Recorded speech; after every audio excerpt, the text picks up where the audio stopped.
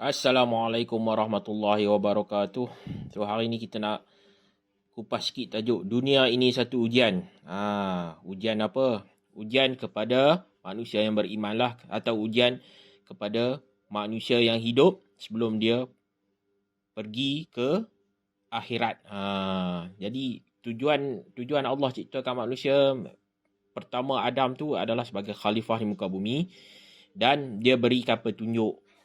Dan setiap anak-anak Adam akan didatangkan Rasul atau orang kata Nabi yang akan bawa petunjuk, dan siapa yang ikut petunjuk daripada Allah, itulah orang-orang yang berjaya. Dalam kes kita ni adalah Nabi terakhir yang last kali datang dengan satu mukjizat yang kekal sehingga ke akhirat, iaitu Al-Quran. Dan Al-Quran ni adalah jawapan macam mana kita nak lulus ujian tu. Sebab dunia ni satu ujian. Allah uji kita untuk tengok siapa yang beriman, siapa yang tak beriman. Hanya kerana kita berkata kita beriman, itu belum pasti lagi. Sebab beriman ni dia kena ada sifat-sifat takwa, sifat-sifat merendah diri, sifat-sifat bersyukur. Kan? Bila didatangkan ujian, dia bersyukur, dia sabar. Itu pentingnya ujian ni, sebab Allah nak bezakan antara orang yang beriman dengan tidak beriman. Jadi beriman dengan apa? Beriman dengan Allah melalui ajaran Islam yang dibawa oleh Nabi Muhammad melalui Al-Quran. So apa yang Al-Quran kata 100% kita kena ikut. Apa yang Allah bagi saranan, apa yang Allah bagi kita, kalau ikut kita akan menang. Ini yang jadi jawapan sebenarnya. Kunci tu ada dalam Al-Quran. Dan saya nak ajak kita semua, hari-hari kita bacalah sikit Al-Quran. Bukan setakat baca, tapi kita bertadabur, kita fahami tafsir. Dekat rumah saya sendiri ada 4 biji Al-Quran tafsir. Ada tafsir dia. Sebab apa saya suka tafsir? Sebab kita boleh baca. Ada banyak cerita-cerita Nabi dalam tu. Kisah-kisah para Rasul, Ulul Azmi, yang diceritakan dalam Al-Quran sebagai panduan hidup untuk kita. Ada kisah-kisah yang diturunkan pada zaman tu. Ada kisah-kisah tentang sains yang akan datang. Kisah-kisah yang perlu kita ambil berat sebagai pendinding, sebagai orang kata menghidupkan jiwa kita, mendekatkan diri kita kepada Allah. Dan sebab ini adalah kalamullah. Dan Allah tak buat sesuatu tu sia-sia. Dia tak turunkan Al-Quran tu dengan sia-sia. Setiap ayat Al-Quran tu ada makna yang kita perlu ambil dan kita perlu apply dalam kehidupan ini. Baru kita boleh menang. Sebab Al-Quran tu adalah kunci kepada kemenangan. Nak menang ujian di dunia ni. Jadi Allah akan uji kita dengan pelbagai ujian lah. Allah akan datangkan setiap kesenangan dengan kesusahan, dan kesusahan dengan kesenangan. Dia akan datangkan benda ni serentak atau berpasangan.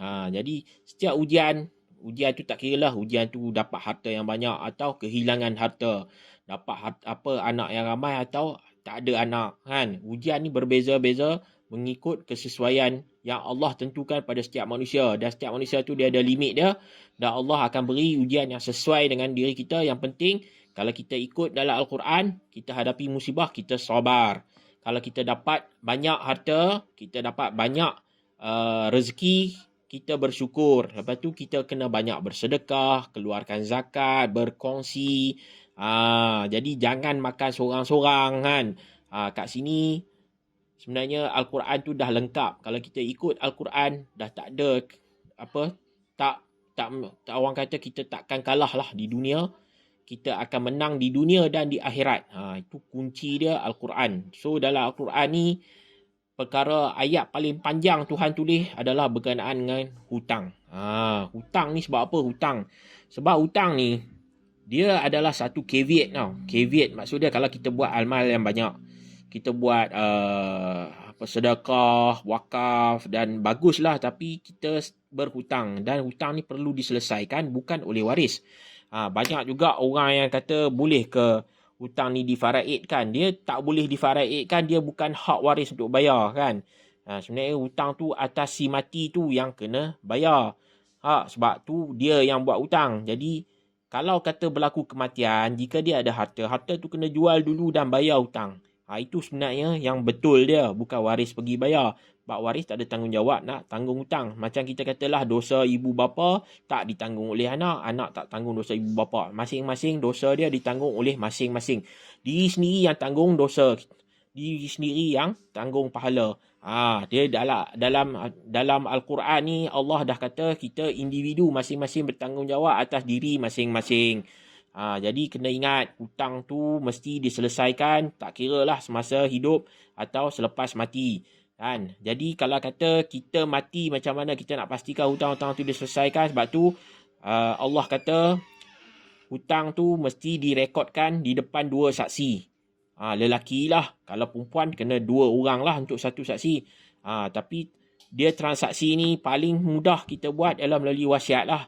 Sebab dalam wasiat kita boleh senaraikan semua jenis hutang kita. Semua jenis hutang kita senaraikan. Dan insya-Allah kita minta pesan pada wasi, pada pentadbir supaya selesaikan dulu hal perihal hutang. Lepas tu baru kita pergi masuk dekat amanah. Kan? Harta-harta yang kita nak amanahkan mungkin pada anak angkat, pada pusat zakat, mungkin kepada siapa? Kepada siapa-siapa yang kita nak bagilah, kepada bukan waris. Tak kira lah buat sedekah, amal jariah, wakaf, kan, untuk kita bawa bersama. Jadi kita nak bersihkan harta tu dulu. Jadi kalau ada hutang akhirat, contohnya macam tak pergi lagi haji, kita masih ada fidyah tertunggak. Mungkin kita sakit di bulan puasa, siapa nak tolong bayar? Mungkin ada zakat yang tertunggak, jadi kita minta wasi tolong bayar. InsyaAllah. Sebab apa? Kita kena penting benda ni. Penting. Sebab kita nak jumpa Allah dalam keadaan kita tidak berhutang. Sebab hutang tu dia menghalang kita dari masuk syurga. Kita tak nak. InsyaAllah. Lagi satu, selain daripada hutang, kita kena faham, kita ni kena bertawakal pada Allah sahaja. Sebab Allah ni yang maha pemberi rezeki. Allah juga yang memberikan ujian kepada kita. Jadi kita kena sabar. Jadi bila dalam dunia ni ada banyak kemungkinan boleh berlaku. Jadi kita kena terima. Jadi kita kena rancang awal. Sebab tu satu daripada perancangan kewangan yang Allah bagi adalah wasiat. Tapi Allah juga pesan, kan, berwasiatlah kamu kepada isteri-isteri kamu supaya mereka tidak perlu keluar dari rumah selama setahun. Kat sini ada makna yang tersirat lah, kan. Maksud dia memang kita disuruh untuk sediakan satu dana untuk isteri. Ini kalau kalau kata tak percaya, tengok balik surah Al-Baqarah ayat 240. Jadi Allah kata sediakanlah supaya isteri tu boleh berada di dalam rumah. Maksud dia satu, kita kena bagi isteri tu duduk dalam rumah. Jadi kalau kata paling terbaik, kita hibahlah rumah kita tu kepada isteri.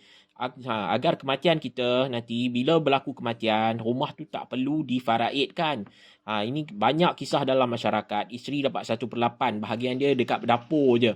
Jadi timbul persoalan, kan. Isteri dapat bahagian sikit. Dapat yang lebih-lebih tu mak bapak dia atau anak-anak, kan. Jadi dia orang minta jual rumah ni. Jadi kat mana isteri dan anak-anak tu nak duduk? Tambah kalau anak-anak masih kecil. Jadi kita hibahkan dulu. Bukan kita nak tolak faraid, tapi kita nak jaga kebajikan anak-anak, kita nak jaga kebajikan ibu. Jadi walaupun dah berlaku kematian, Allah masih lagi suruh suami sediakan apa? Sediakan orang kata duit lah untuk dia, orang kata sara hidup dia selama setahun. Itu minimal lah. Kalau you hidup belanja isteri tiap bulan RM1,000, makna paling common pun you kena ada RM12,000.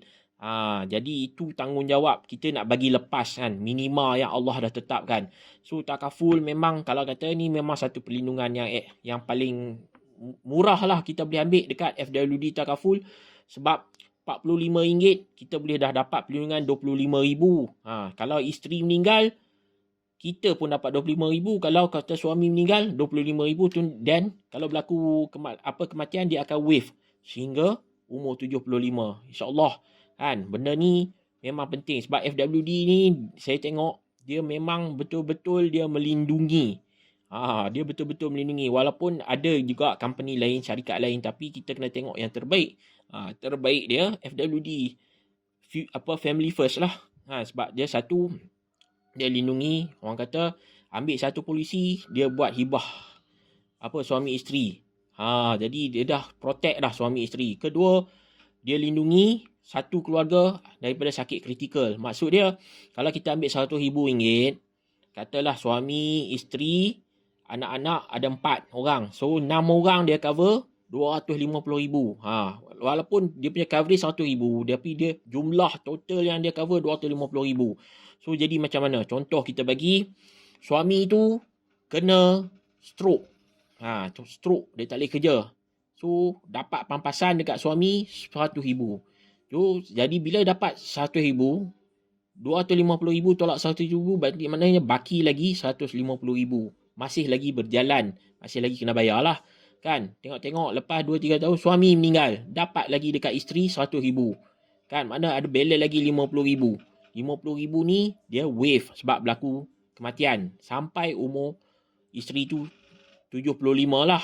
Ataupun tengok pada kita punya polisi tu sampai umur 75. Jadi anak-anak tu sampai 25. Kalau kata tengah-tengah tu tiba-tiba ada seorang anak disahkan kanser, leukemia ke apa, dia dapat balik lagi baki RM50,000 untuk buat rawatan. Sebab tu sekarang ni kalau kita ambil, kita dapat lagi protection COVID-19. Kalau disahkan masuk hospital dapat RM200 untuk satu malam lah, untuk satu ni.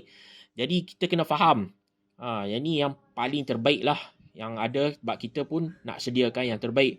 Kan kita nak ikut Al-Quran, paling minimal Quran Allah dah sarankan pada suami sediakan setahun. So kita buat lah, kita pastikan rumah ni jadi milik isteri. Kita buat wasiat, kita boleh bagi pada isteri melalui perjanjian aset perolehan bersama. Maksud dia, rumah tu walaupun dalam hutang, rumah tu walaupun pemilikan bersama, mungkin nama suami 50, isteri 50 dalam hutang, still kita boleh bagi pada isteri melalui PAPB. Maknanya kita akan guna surat kuasa probate. Surat kuasa probate tu kita akan masukkan sekali dengan PAPB. So dia memang tak perlu dah tanya pada orang kata waris. Waris faraid dia tak perlu tanya. Jadi pergi terus Mahkamah Tinggi keluarkan probate. Tak perlu dah pergi depan magistrat seorang-seorang nak sign. Untuk magistrat tanya, bersama setuju tak? Walaupun dah ada surat kuasa ni terus pergi pejabat tanah tukar terus nama. Itu kuasa dia lebih sikit lah daripada kuasa biasa yang kita dapat daripada pusaka kecil, kuasa biasa yang kita dapat daripada LA kan, atau di Mahkamah Tinggi. Sebab bila tak ada wasiat, arahan tu tak ada. Bila tak ada arahan, dia tak boleh masuk dalam probate. Dia jadi LA ataupun small estate punya arahan. Surat kuasa tu dia walaupun dah dapat daripada magistrat dia keluarkan, tapi still kita kena nak tukar nama dalam geran, still kena pergi lagi sekali. Semua waris kena sign satu-satu dan dia akan tanya lagi. Jadi dia jadi 2 kali. Kat sini dia tak perlu dah. Jadi kat situ yang jadi masalah. Kalau kata mula-mula hibah tu keluar, lepas tu masukkan ni lagi nak tukar nama pula, kena pergi depan magistrat lagi sekali. Ini jadi pertikaian. Kita tak nak bergaduh, kita tak nak bermasam muka, kita tak nak benda ni orang kata jadinya putus silaturahim kan. Jadi bila isteri dah dapat, bukanlah makna kita tolak waris faraid, kita bagi juga baki harta, baki simpanan dalam bank, account KWSP kita sebagai faraid. Lepas kita selesaikan hutang piutang lah. Jadi kat sini bila kita dah ikut Al-Quran, kita selamat di dunia dan di akhirat. So harta yang kita kumpul, kita bawa juga bersama 1/3 melalui wasiat. Kita pun nak juga kan harta-harta tu sebagai kita pendinding daripada api neraka melalui derma. Mungkin masa kita hidup kita susah nak derma, sebab apa? Kita banyak belanja untuk keluarga, kita tak cukup kan. Tapi mungkin sebab kita ada simpanan persaraan, simpanan, ataupun kita juga ada buat melalui takaful kan. Jadi bila berlaku kematian tu, insya-Allah kita boleh buat arahan kepada waris. Kepada waris, mintalah dia orang tolong dermakan ni untuk dia. Ini satu kelebihan yang Allah bagi pada orang Islam. Jadi kenapa orang Islam tak merancang? Merancang harta ni bukan kata untuk kematian saja, untuk kehidupan masa depan. Contoh kita tengok Nabi Yusuf, bagaimana dia menyediakan simpanan untuk hadapi kemarau yang panjang di Mesir. Disebabkan dia dah dapat ilham atau wahyu daripada Allah tentang keadaan yang masa akan datang, dia dah prepare siap-siap. Jadi sama juga dengan kita tak tahu bila kematian. Jadi kita buat wasiat. Kita tak tahu bila akan jadi sakit kritikal. Jadi kita ambil takaful. Kita tak tahu bila kita akan bersara nanti ada cukup tak kan. Kita tahu yang KWSP tu tak cukup. Jadi kita tambah lagi melalui PRS. Kita tambah lagi melalui ASB. Kita tambah lagi melalui tabung haji. InsyaAllah. Dan sebagai umat Islam, kita nak pergi haji pun, kita kena ada duit. Haji ni untuk orang-orang yang mampu. Orang yang berhutang, dia tak boleh pergi haji. Sebab apa? Dia tak mampu. Jadi bila kita nak pergi haji, pastikan hutang-hutang kita ni kita boleh mampu bayar. Supaya satu, tak ada caveat lah, penghalang daripada masuk syurga. Kemudian bila kita dah tak ada hutang, maksud dia kita boleh bina saving untuk kita buat kita pergi haji atau umrah nanti kan. InsyaAllah bila COVID ni selesai, jangan susah hati. Saya tahu ramai orang terpaksa lockdown dalam rumah. Dekatkan diri dengan Al-Quran. Sebab Al-Quran tu nur, petunjuk. Hudal lil muttaqin, petunjuk bagi orang-orang yang bertakwa. Dan kita orang Islam, kita wajib bertakwa pada Allah. Wala haula wala quwata illa billahil aliyil azim. Dan tiada kekuatan melainkan dengan izin Allah. Dan kita kena harap pada Allah sebagai Tuhan yang mengatur sekalian alam. Jadi rezeki kita, mati kita, anak-anak kita, nasib kita, semuanya berdasarkan keputusan Allah. Dan kita, salah satu daripada kelebihan umat Islam, apa Nabi kata, Allah bagi kita doa sebagai senjata kepada umat Islam. Jadi banyakkanlah berdoa. Banyak doa-doa yang Allah anjurkan di dalam Al-Quran yang kita boleh guna.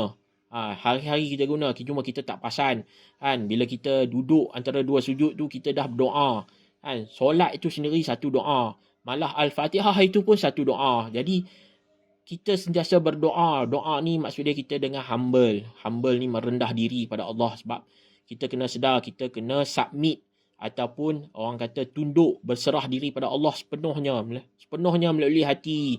Kita kena rendah diri. Kita ni tak hebat mana. Kita ni hanya satu ciptaan yang hina. Kita ni hamba Allah kan. Kita ni mengharapkan belah ihsan daripada Allah untuk hidup kekal lagi di akhirat sana kan. Segala amalan yang kita buat di dunia akan dikira. Tak kira lah, kita merancang kewangan ni pun dikira ibadah. Merancang kewangan pun satu ibadah. Kita merancang. Kenapa kita nak merancang kewangan? Satu, kita tak nak berhutang. So macam mana kita nak tutup hutang awal? Macam mana kita nak miliki rumah tanpa perlu buat hutang? Macam mana kita nak jana pendapatan? Macam mana kita nak sediakan tabung kecemasan? Macam mana kita nak sediakan pastikan harta-harta kita tu dibuat tanpa perlu tolak faraid, tanpa perlu jadi perbalahan di kalangan waris. Jadi kita buat semua tu bukan kerana kita nak dunia, tapi semata-mata kerana keredaan Allah. Itu yang penting. Kita nak reda Allah. Jadi kita dah ikut dah apa yang Allah bagi, wasiat kita dah tulis. Dan kita buat pun kita tak nak hutang lama-lama kan. Kita dah rancang, kita dah ada dana untuk isteri, dana untuk anak-anak, dana untuk masa depan, masa tua. Kita dah ikut apa yang Allah bagi dalam Al-Quran. Jadi tak salah kan. Jadi bila tak salah, kita hidup dalam keadaan yang diredai. Jadi kita selain kita bekerja, kita juga buat amal ibadat yang lain lah. Yang wajib tu kena wajib, tapi kita tambahkan lagi lah untuk kita buat apa, sedekah, untuk kita buat membantu di kalangan kita kan. Jadi dengan cara ni kita punya amal ibadat pun banyak.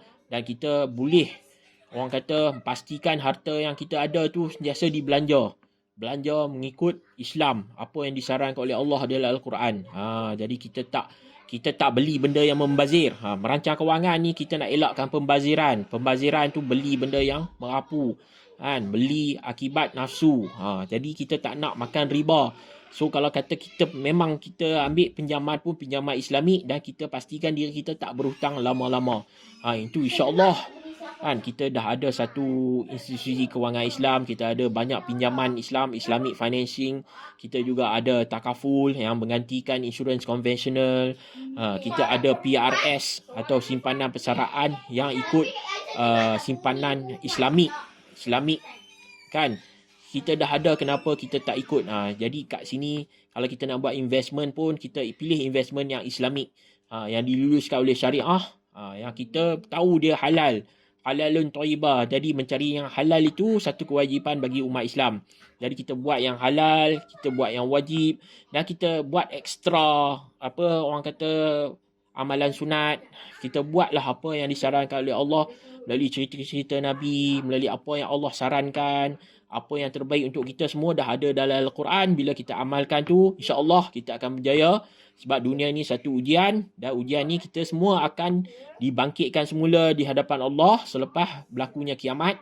Dan apa yang kita buat ni akan jadi saksi pada kita. Tangan-tangan kita, mata kita, kaki kita, lidah kita, semua akan jadi saksi atas amalan-amalan yang kita buat. Apa yang kita belanja, apa yang kita beli, apa yang kita guna, masa kita untuk apa. Kalau kita betul-betul merancang, kita berdoa, kita berusaha, kita istiqamah dan kita tawakal, insya-Allah kita menang.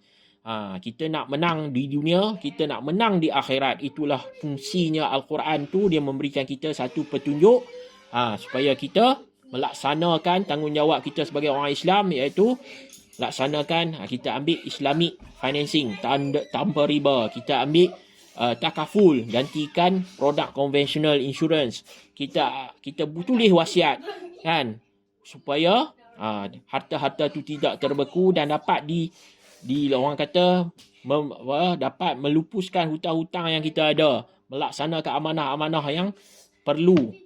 Jadi kita dah melepaskan diri daripada beban dunia. Sebab kita perjalanan kita bukan setakat nak mati dekat dunia ni saja. Kita nak didik anak-anak lagi. Selain daripada anak-anak, diri kita lah yang paling penting, kan. Jangan sebabkan hutang kita kantoi ataupun kita terbelenggu. Tak dapat masuk syurga. Amalan kita tergantung. Jangan macam tu. So, sediakan dulu kewangan supaya kita boleh rancang, supaya kita boleh berjimat. Ingatlah, Tuhan dah tulis dalam Al-Quran, iaitu orang yang berbelanja tamak ni sebenarnya adalah sahabat syaitan. Jangan kita jadi sahabat syaitan, jadi kita berjimat. Jangan beli apa yang tak perlu, ikut keperluan.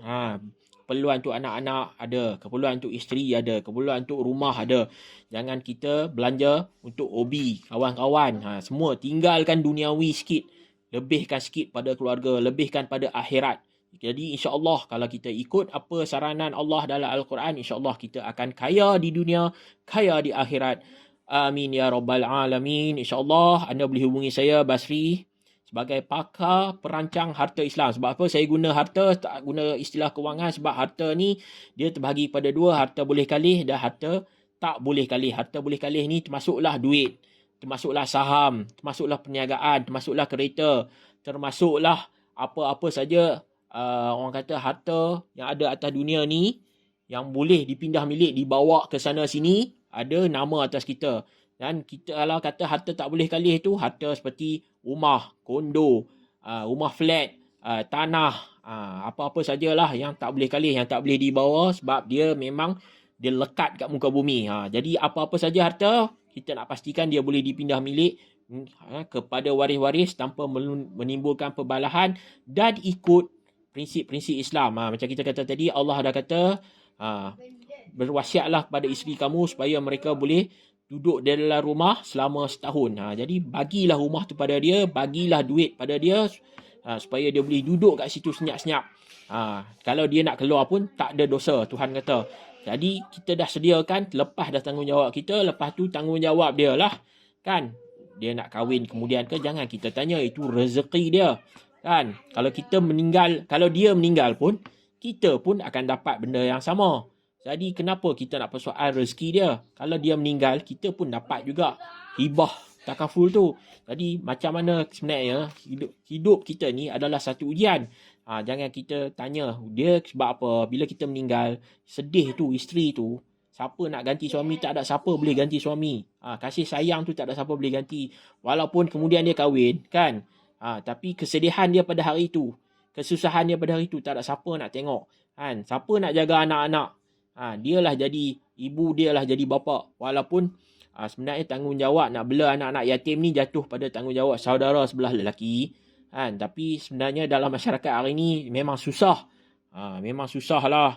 Kan? Sebab apa? Kita tahu kita bukanlah nak salahkan siapa-siapa. Saya sendiri ada pengalaman. Saya hilang pekerjaan 2 kali. Dalam masa hilang pekerjaan tu, memang susah lah nak cari orang yang boleh bantu kita. Kawan-kawan memang susah nak bantu. Tambah kalau saya fikir, kalau kata saya jatuh sakit hari ni, siapa nak bantu saya? Kalau saya mati hari ni, siapa nak bantu keluarga saya? Jadi kat sini kita kena sedar, kita kena insaf, kita ni hanya makhluk kerdil Allah.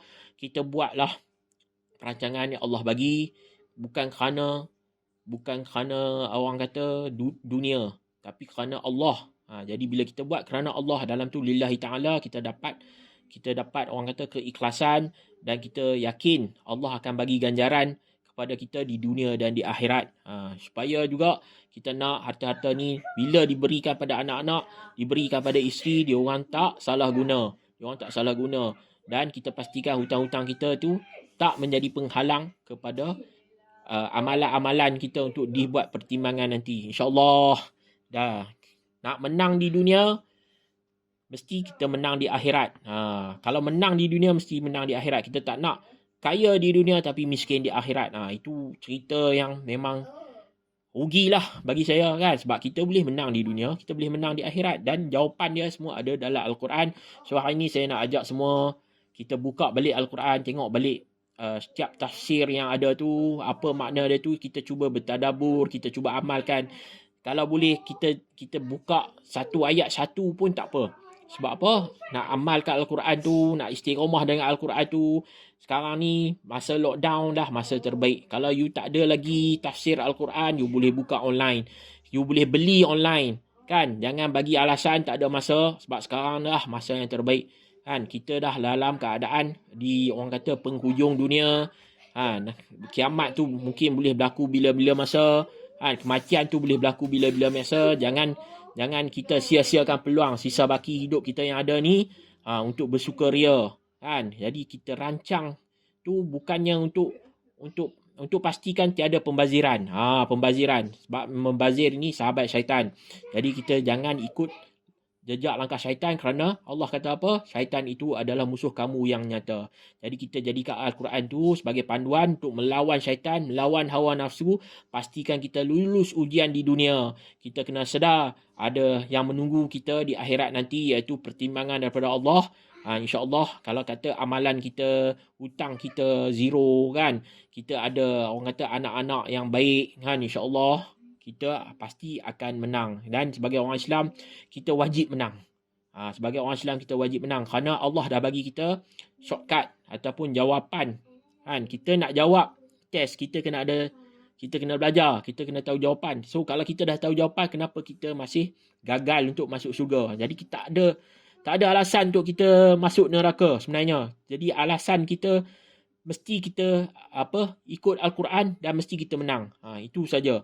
Okey, jadi rancanglah kewangan kita, kerana kita nak pastikan, nak elakkan pembaziran, kita nak elakkan daripada keberhutangan bila mati. Kita nak pastikan kita dapat yang terbaik melalui apa yang Allah dah rancang. Perancangan Allah dalam Al-Quran tu kita ambil, kita tadabur, kita amalkan. Jadi insyaAllah aman dunia, aman di akhirat. Assalamualaikum warahmatullahi wabarakatuh.